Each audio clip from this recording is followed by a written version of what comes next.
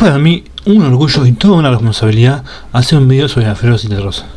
Desde los 6 años quedé choqueado por su voz, su sensibilidad y de grande por su convicción política, que lo llevó al exilio en las épocas más oscuras de este país. En este video se va a repasar un poco de toda su vida, porque si me pongo a escribir todo lo que hizo, no termino más.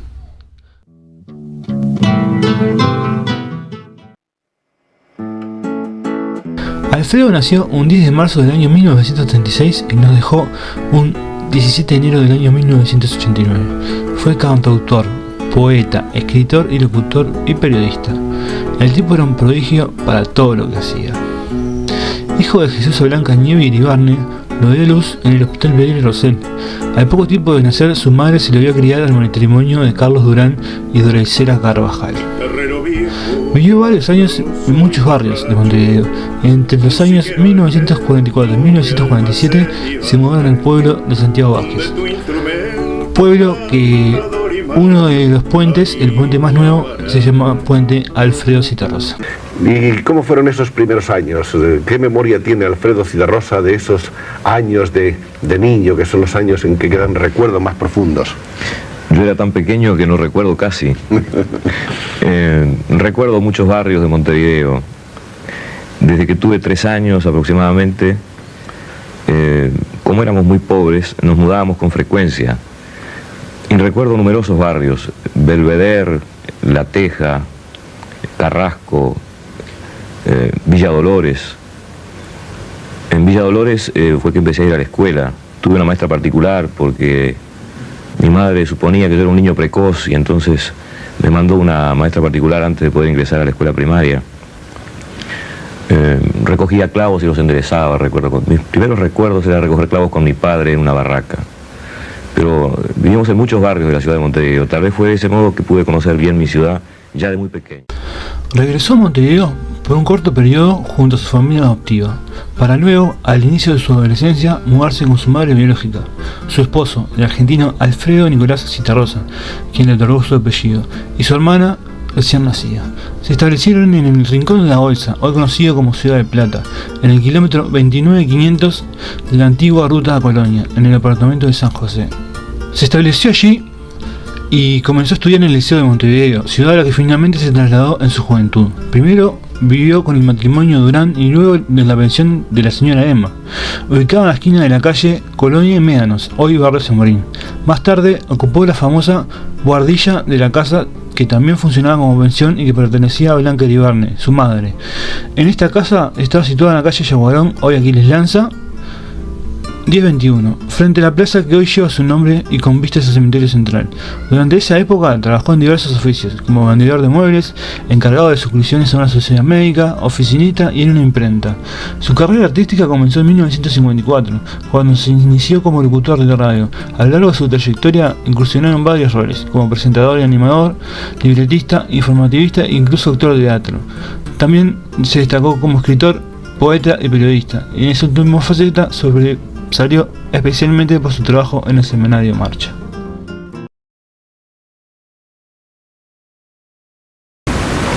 Aparte de jugar al billar, un día me consiguió trabajo, porque yo me quejaba de que mi madre no me daba dinero suficiente. Y el trabajo que me consiguió fue con este señor Pachelo, un conocido de él, más bien amigote, como decimos nosotros, de la barra del Mostrador. ¿Qué hacía Pachelo? Y Pachelo era un timador. Era un hombre que recorría la ciudad con una valija vendiendo cualquier cosa adquirida previamente por un precio menor. Y por ejemplo vendía insecticida que yo mismo compraba cuando pasé a ser su dependiente en la farmacia de la esquina. Y el insecticida era simplemente talco, que él rotulaba luego con un nombre especial. Con él aprendí muchas cosas. Me pagaba $1 por día. Yo recuerdo que plegaba aquellos billetes y los guardaba en un bolsillo. Y me sentía muy rico cuando al cabo de la semana había reunido 5 o 6 de aquellos papeles de a peso. Y por ahí decidía invertir uno de ellos en comprar una caja de cigarrillos americanos, por supuesto. Ese fue mi primer empleo. Y el famoso timador era capaz de encontrar siempre gente incauta que le compraba lo que le vendía, ¿no? Un hombre admirable. ¿Sí? Sí, desde muchos puntos de vista. Psicológicamente sabía perfectamente cómo sugestionar, cómo seducir al transeúnte, ¿no? Si se quiere, inexplicable. Por ejemplo, por las mañanas, yo desde que empecé a trabajar con Pachelo, comencé a viajar más temprano. porque tenía que entrar a trabajar. El Pachelo me esperaba en un bar. Era el momento, diría yo, el más lindo del día, porque él me esperaba allí y me invitaba a tomar un cappuccino, un café con leche con croissant. Y aquella era una media hora en la que conversábamos y yo me sentía muy a gusto, por las mañanas bien temprano. En este bar, que vendría a ser una especie de oficina de Pachelo, que se llamaba Ital Bar, los dueños eran dos hombres jóvenes italianos, que lo conocían, claro, por ser un parroquiano habitual, y con quienes trataba en un plano de absoluta confianza. Un buen día, estando yo presente, uno de los dueños del bar se queja de que en el depósito hay cucarachas. Entonces Pachelo obviamente le dice de inmediato que él tiene el mejor insecticida que hay en el mercado, y entonces que se lo va a traer, pero claro, en ese momento no lo tiene consigo, entonces se lo traerá al mediodía.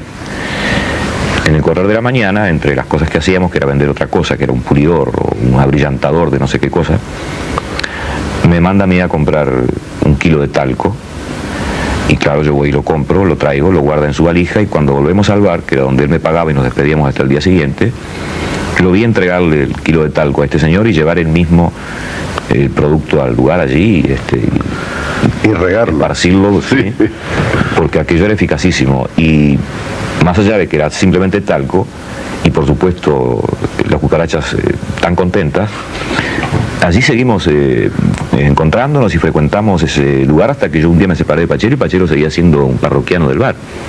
Es admirable, ¿no?, cómo este hombre podía convencer a quien fuese de que lo que él vendía era lo que él decía. ¿Por qué se separó usted? ¿Por qué dejó ese trabajo? Porque conseguí otro mejor. ¿La mueblería? No, era una imprenta, me gustaba mucho más. Me gustaba mucho más. Después pasé por una mueblería, pero estuve muy poco. Hasta que empecé a trabajar de locutor. Eso fue por teléfono, una cosa muy curiosa. 12 años locutor de radio, ¿no? 14. 14. 15 años. Había cambiado la voz. En varias etapas. La primera fueron como 12 años seguidos, ¿no? Bueno, en la radio en la que estuve más estuve 6 años. En Radio El Espectador. ¿Y cómo llegó usted a la radio? ¿Cómo fue eso? Bueno, mi madre, que como comentábamos hoy, fue bailarina, tenía una gran amiga española, que era bailarina como ella, a quien había dejado de ver durante muchos años. Ya establecida en Uruguay con una hija pequeña, porque tengo una única hermana a la que le llevo 12 años. Mi madre dejó de ver a esta amiga suya, de nombre Monse Albeniz. Un buen día Monse llega a Montevideo, yo no la conocía, y queriendo ubicar a mi madre, se entera de dónde trabajo yo, me llama a la imprenta donde yo trabajaba, pero me hace llamar por su novio. Al hablar yo con él, su novio se manifiesta sorprendido de que sea yo tan joven, puesto que al parecer mi voz indicaba lo contrario. Cuando finalmente pactamos una entrevista con mamá, nos visitaron en casa, y cuando nos conocimos personalmente me propuso llevarme a una radio donde él tenía amigos, porque suponía que yo podría trabajar de locutor. Y en efecto, fue prácticamente inmediato, me tomaron de inmediato. Hice una breve práctica de un par de días y me puse a trabajar de locutor. Y ese fue mi oficio durante muchísimos años. Aunque cantaba desde su niñez y ya había realizado algunas grabaciones informales que con el tiempo ganarían reconocimiento, su debut profesional como cantante se produjo el 20 de febrero de 1964 en Perú. Impulsado por las circunstancias y de manera algo fortuita, participó en un programa transmitido por el canal 13 de Panamericana de Televisión, lo que marcó el inicio de una carrera que jamás se entendería. Citarrosa narró así su experiencia. No tenía un peso, pero sí muchos amigos. Uno de ellos, César Durán, regenteaba una agencia de publicidad y por sorpresa me incluyó en un programa de televisión y me obligó a cantar, con 2 temas, y cobré $50. Fue una sorpresa para mí, que me permitió reunir algunos pesos. Poco después, mientras regresaba a Uruguay, pasó por Bolivia y realizó varios programas en Radio Altiplano de la ciudad de La Paz. En 1965 debutó en Montevideo, en el auditorio del Sodre. Su actuación en este escenario le abrió las puertas para ser invitado a principios de 1966 al ya prestigioso Festival de Cosquín en Argentina, al que regresó en 1985. Desde sus primeros pasos se consolidó como una de las grandes voces del canto popular latinoamericano, con profundas raíces folclóricas y una clara ideología de izquierda. Su estilo, sobrio y varonil, sumado a su voz grave y el característico acompañamiento de guitarras, le dio un sello único y reconocible. ¿Y la radio y la canción en algún momento empezaron a coincidir? Llegó un momento en el que sí, claro.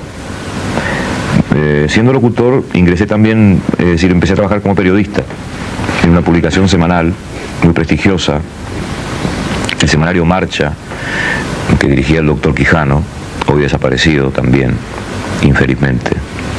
Un semanario que tuvo 36 años de vida y posiblemente reviva próximamente. Yo allí publiqué una carta abierta con motivo de la muerte de un querido amigo, un poeta uruguayo, cuya publicación me acarreó dificultades grandes, claro. En fin, en circunstancias que no vale la pena detallar. Pero es el caso que a partir de la publicación de esta carta me ofrecen trabajo como cronista en Marcha y empiezo a trabajar de periodista simultáneamente. Tiempo después me quedo sin trabajo en radio, fundamentalmente a partir de la publicación de esta carta, que me quedo sin trabajo, viajo al exterior. Y por mi acento, claro, en el Perú, por ejemplo, que es donde estuve en ese momento, no podía trabajar de locutor, de modo que vivía del periodismo.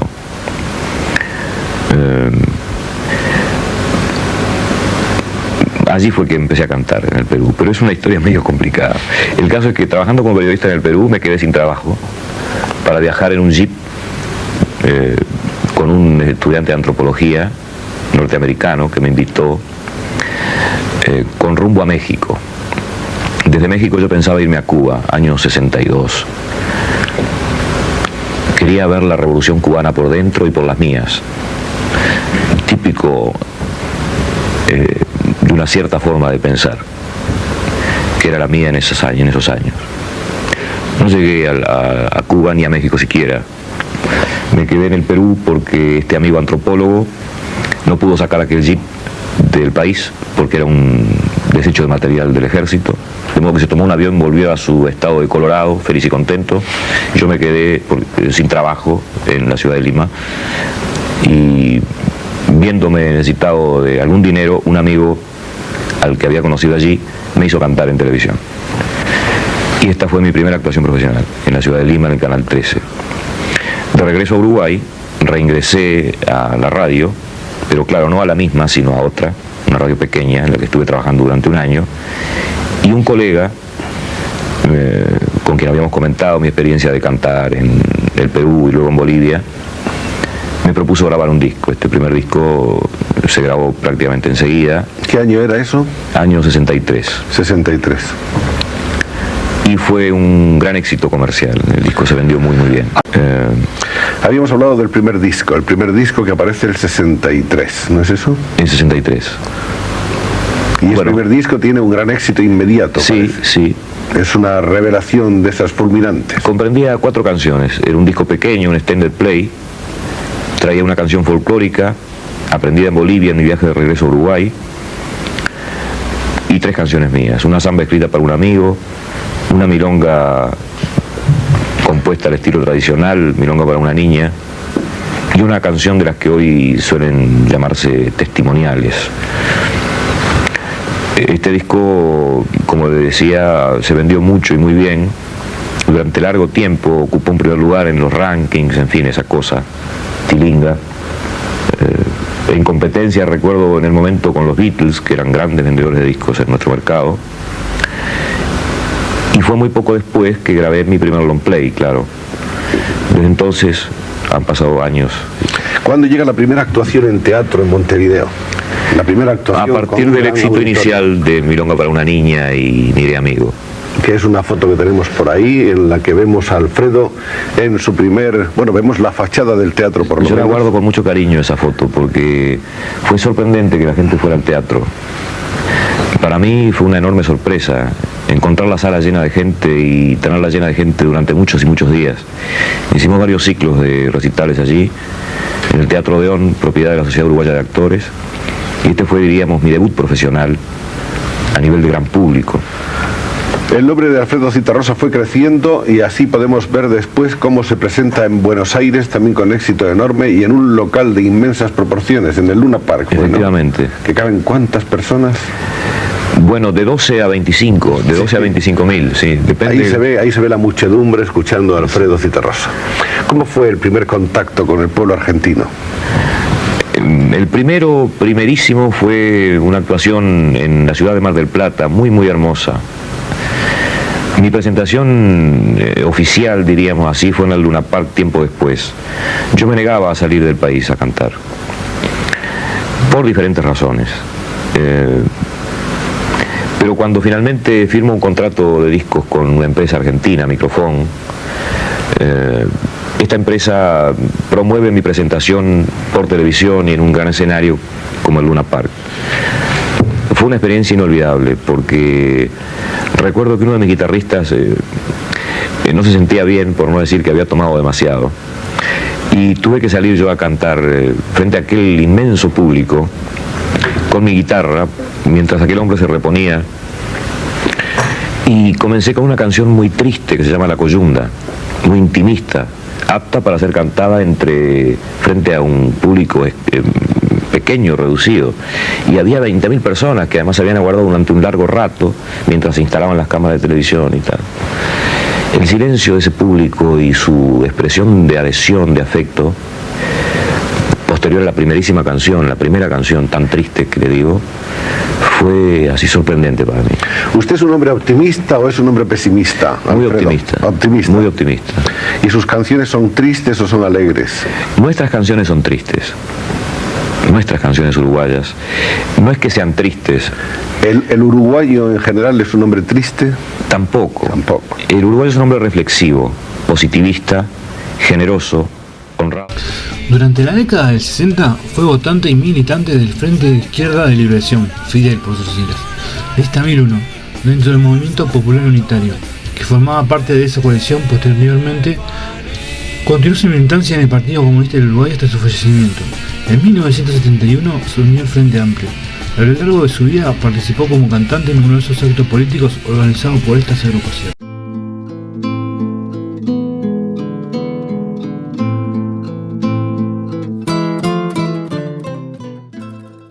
Citarrosa en el exilio. Para darles un poco de contexto sobre el golpe de Estado en Uruguay. El 27 de junio de 1973, un golpe de Estado en Uruguay marcó el inicio de 12 años de dictadura, del 73 al 85. El presidente electo, Juan María Bordaberry, miembro del Partido Colorado y padre de Pedro Bordaberry, disolvió el Parlamento con el respaldo de las fuerzas militares y policiales. En mayo de 2024 se habrían encontrado los restos de 8 de 197 personas detenidas y desaparecidas durante la dictadura uruguaya en fosas de predios militares. Son memoria, son presentes. ¿Dónde están? Sus actividades políticas, junto al contenido ideológico de sus canciones, le valieron el ostracismo y finalmente el exilio durante los años de dictadura, 1973-1985. Durante ese periodo, sus canciones fueron prohibidas en Uruguay y posteriormente también en Argentina y Chile, bajo los regímenes dictatoriales que gobernaban esos países. En ese contexto, vivió sucesivamente en Argentina, España, México y nuevamente en Argentina, a partir del 9 de febrero del 76.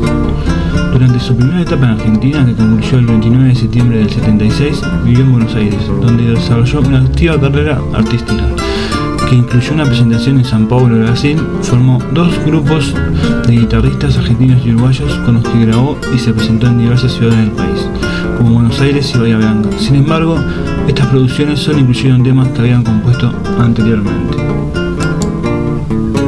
A medida que aumentaba la persecución tras el ascenso de las dictaduras en América Latina, coordinadas bajo el Plan Cóndor, se vio obligado a partir hacia Madrid, España, donde llegó el 30 de septiembre. En Madrid vivió su peor momento de exilio, hasta que el 19 de abril de 1979 se trasladó de manera definitiva a México. En este país comenzó a realizar presentaciones con el productor Julio Sorzano Flopa. Desde 1977 se estableció en el Distrito Federal y aunque aún no podía componer canciones nuevas, su carrera continuó con un gran éxito. Realizó un programa semanal en Radio Educación y ofreció numerosos conciertos en escenarios importantes, como el Auditorio Nacional. Durante este periodo, que se extendió hasta junio del 83, también realizó presentaciones en otros países, como Cuba, Venezuela, Perú, Australia, Estados Unidos, entre otros. Este programa es una producción exclusiva de Radio Educación. Estaremos semanalmente con ustedes, Andrea Fernández y González Márquez. En la realización, Alejandro Ortiz Padilla. Y nos vamos a casa de Alfredo.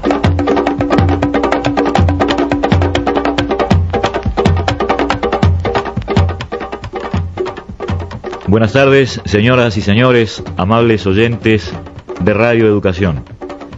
He de confesar que estoy nervioso, retomo con este programa, casi en privado, una vieja profesión que fue la mía hace ya unos 20 años, y lo hago precisamente por los canales de esta querida emisora. Cabe el calificativo porque vengo oyendo Radio Educación en forma permanente, es casi lo único que escucho en radio desde que vivo en México. A partir de la amable, regocijante iniciativa de la dirección de esta emisora, en particular de don Armando López Becerra, a quien quiero expresar mi gratitud, este programa sale al aire hoy por primera vez con la colaboración inapreciable de Félix y Alejandro en los controles y la, por qué no destacar con particular énfasis, realización de don Alejandro Ortiz Padilla, veterano hombre de radio, cuyo consejo, cuya colaboración oportuna, presente siempre, ha sido para mí un auténtico estímulo de trabajo. Ahora mismo estoy recordando sus palabras, sonríe Alfredo, me dice, yo no estoy acostumbrado, de veras, a sonreír en mi oficio de cantar, no resulta fácil, más bien es inoportuno, en cambio debo hacerlo aquí frente al micrófono y me cuesta un poquito todavía hoy. Pero tratándose de presentar el programa formalmente, he de decirles que casi en privado contendrá secciones específicas, una de ellas, la primera, música del Uruguay, habrá una sección de música viva que se graba aquí en la casa, habrá una sección correspondencia, habrá una sección reportaje, habrá una sección especial que yo deseo mantener en forma permanente, aunque tal vez no siempre disponga de material apropiado para ella, que es la sección La vida es un taller, y habrá un epílogo.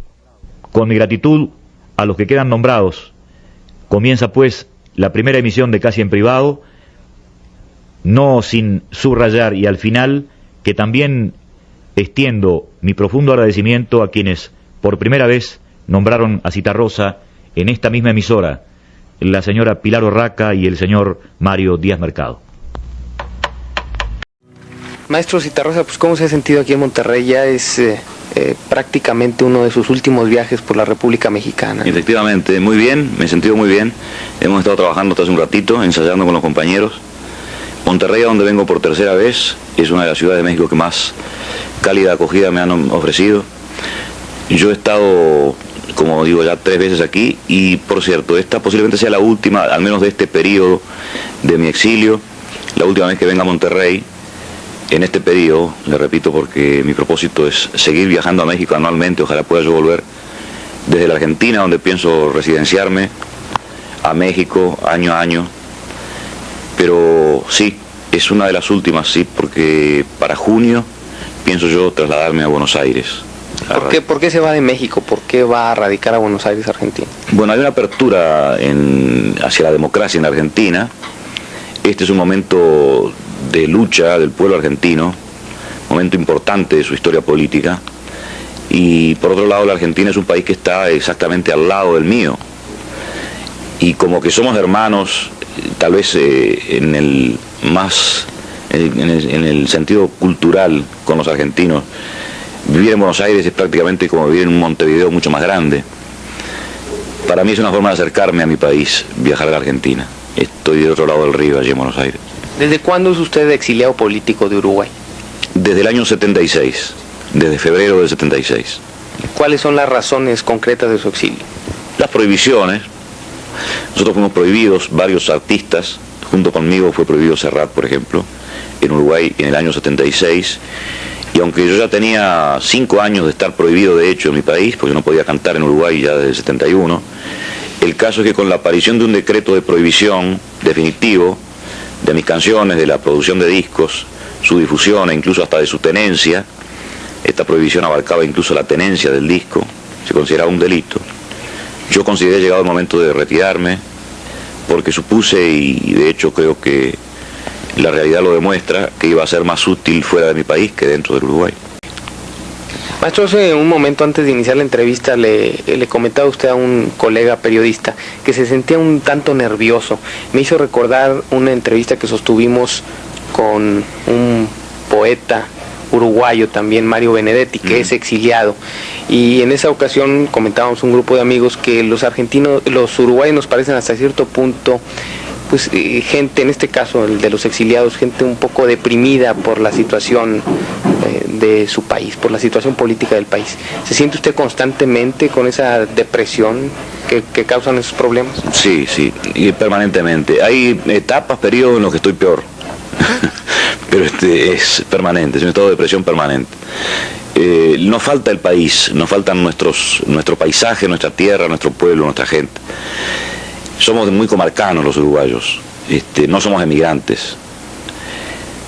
Y hemos pagado un muy alto tributo a nuestras ideas con el exilio, porque pudiendo quedarnos con tal de asumir que ya no podíamos militar políticamente, en el Uruguay optamos por el camino del exilio, los que no han sido directamente expulsados del país, considerando que íbamos a ser más útiles a nuestro país y al retorno a la democracia en el exterior que dentro del país. Es el caso de Mario Benedetti, el caso de tantos artistas uruguayos como Mario, otros poetas, caso de Saúl Ibargoyen, caso de Enrique Fierro, actores, músicos, profesores universitarios, periodistas que hemos salido al exilio. No te olvides del pago si te vas a la ciudad. Cuanto más lejos te vayas, más te tienes que... Una vez levantada la prohibición de su música, al igual que ocurrió con muchos otros artistas en Argentina tras la guerra de Malvinas, se estableció nuevamente en Buenos Aires, donde ofreció 3 memorables recitales en el Estadio Obras a principios de julio de 1983. Casi un año después regresó a Uruguay, donde fue recibido de manera histórica y masiva el 31 de marzo de 1984, un recibimiento que él mismo describió como la experiencia más importante de mi vida. No solamente es inesperado, no solamente es inolvidable, no solamente es la experiencia más importante de mi vida, sino que me llena de alegría encontrarme con mi tierra, con ustedes, mis hermanos, en la certeza del futuro y con la alegría de estar de regreso en nuestro amado país.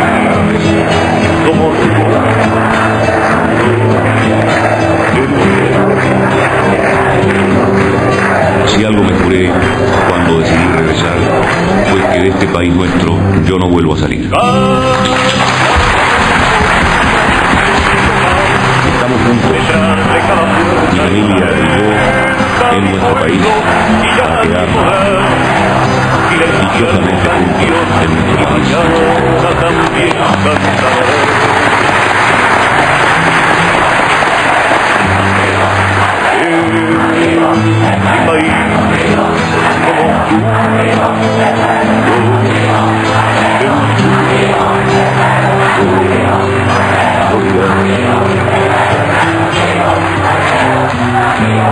Los uruguayos somos básicamente artiguistas varelianos, así como somos profundamente humanistas, así como auténticamente demócratas, con una profunda vocación de libertad y de justicia.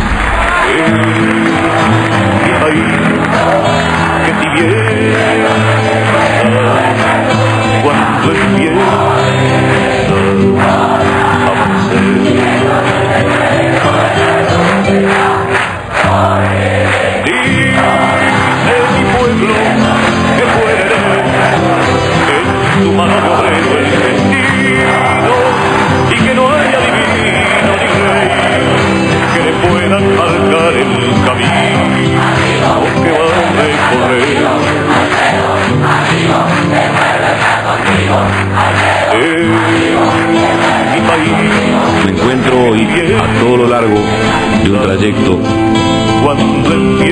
que es de varios kilómetros, desde el aeropuerto de Carrasco hasta la sede de AEU, con banderas frente amplistas que dicen a las claras que en este país Hay un movimiento de masas del cual no se puede prescindir y que se llama Frente Amplio, y cuyo líder, nuestro general Liber Sereni, está en libertad desde hace poco y ha de conducirnos seguramente al futuro que todos anhelamos.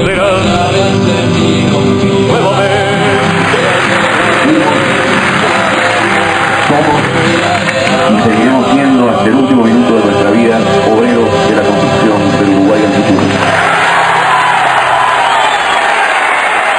Bueno, si me equivoco o desvarío, porque esto está totalmente improvisado, no hay guión. Citarrosa nos dejó el 17 de enero del 89. Yo nací en el 93. Pero desde que era muy chico amaba a Citarrosa. Lo amaba y lo sigo amando y lo voy a seguir amando hasta el día que me muera. A su música, a su convicción política, a su todo como persona. Siempre va a estar presente en mí, en mi cabeza, en mis recuerdos, en la música que intento hacer. Alfredo no se murió, Alfredo vive en cada uno de nosotros, que aún lo recuerda con cariño. Nos vemos. Ayer estaba solo y hoy también, pero en mi cama ha quedado el perfume de tu piel. Te veo salir, correr por el pasillo del hotel, la vida